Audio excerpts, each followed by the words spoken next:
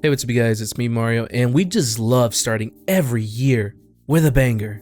Because apparently if you buy the new Harry Potter game, you're basically transphobic.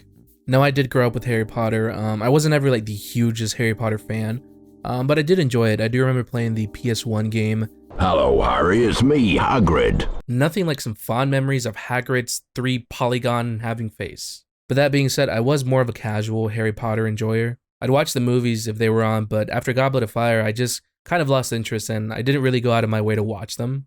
And for the longest time, nothing's really been done with the franchise.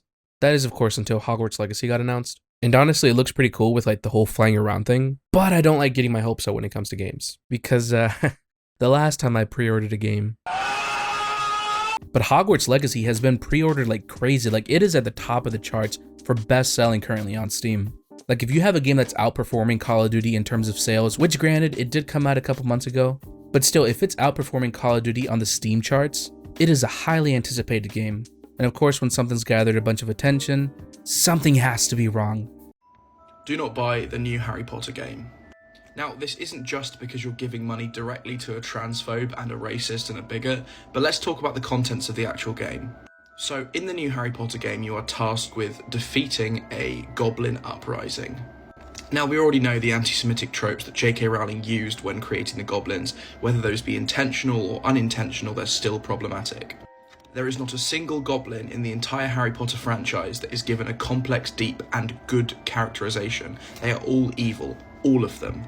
We also learn that the goblins in Harry Potter have had their wands taken away from them. They are a species that are not allowed to use wands.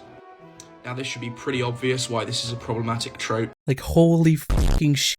This reminds me of like when I was a kid and just went down countless rabbit holes where I watched conspiracy video after conspiracy video to just having everything that's referenced coming from like fucked up source material and just, you know, everything is bad. Everything has like bad origins and uses bad tropes and everything's just fucked. And I mean, to a degree, yeah, I don't know what to tell you. Like there are tropes in stories. There are niches, there are cliches. Like everything has some inspiration from something. I mean, we saw it earlier before the year ended with the new Avatar movie. People wanted to boycott that. Like, I had actually never seen the first Avatar movie until like the week before watching the second one because, you know, I was interested in it. And then I actually ended up liking it. And I mean, throughout the entire movie, yeah, of course, I made the connection of like, this kind of correlates to what the Europeans did to the natives when Christopher Columbus founded America. And using that as like kind of source material or inspiration to tell a story doesn't make it a bad story.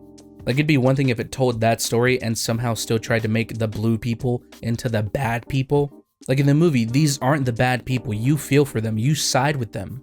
But that sort of logic doesn't really seem to matter on Twitter. Hogwarts Legacy isn't a game, it's a character test. And a lot of people are about to fail it. There's a lot of emotions tied to this game. My understanding is that the game directly pays royalties on sales to JK Rowling. Basically, purchasing the game equals directly putting money into the pocket, therefore supporting her directly. Yo, I don't know if you know this, but JK Rowling is literally a fucking millionaire. Like, the couple $100,000 she makes from this game isn't gonna make any difference to her.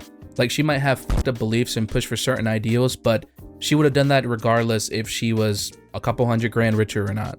Since so many people are pressed that they have to give up a Harry Potter game for trans rights, I personally wrote you a list of 80 amazing alternatives.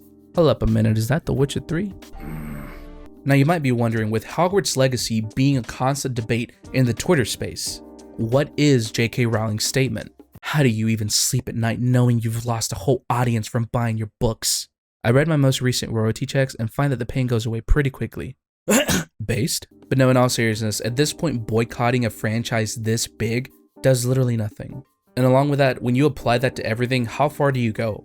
I personally, for whatever reason, seem to find it kind of easy and logical to separate the art from the artist, but I'm starting to find out I'm kind of like in the minority for that. I know taking the emotion out of things and just kind of like seeing things logically can be kind of difficult, but at the end of the day, I think separating the artist from the art is like the only thing you can really do to stay sane.